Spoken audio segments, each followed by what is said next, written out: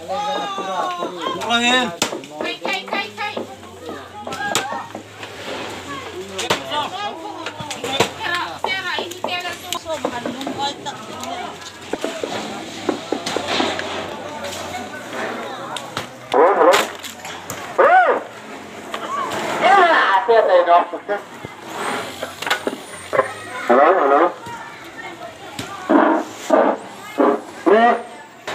Xin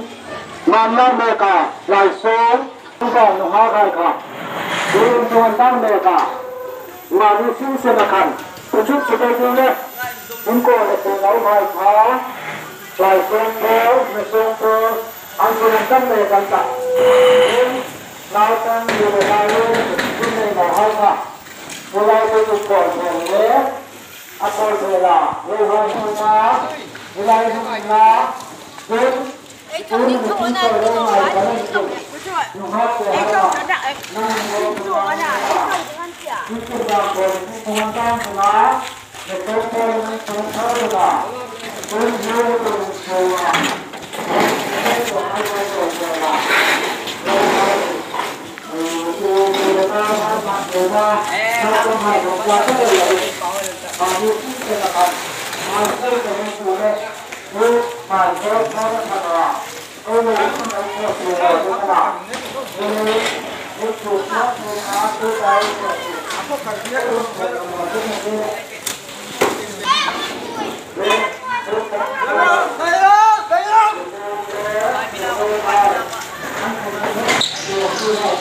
tốt tôi nhìn tôi đèn lẻ chúng tìm cái đi một của chất sinh thật để nó thực hiện của anh tự lên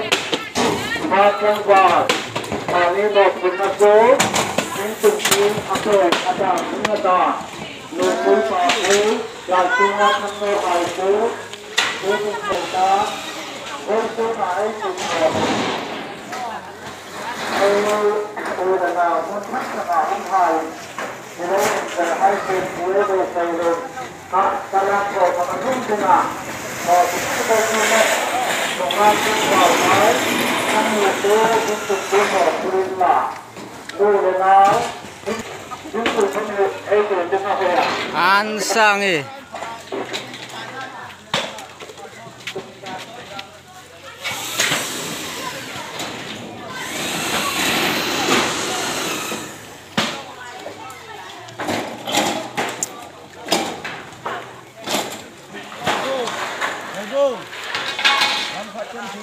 मैं पुदन तो सेंड करते कैमरा को लाऊं करते हो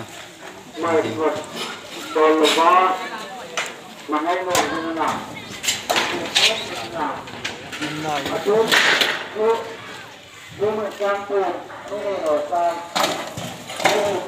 ansang talwa niti antina te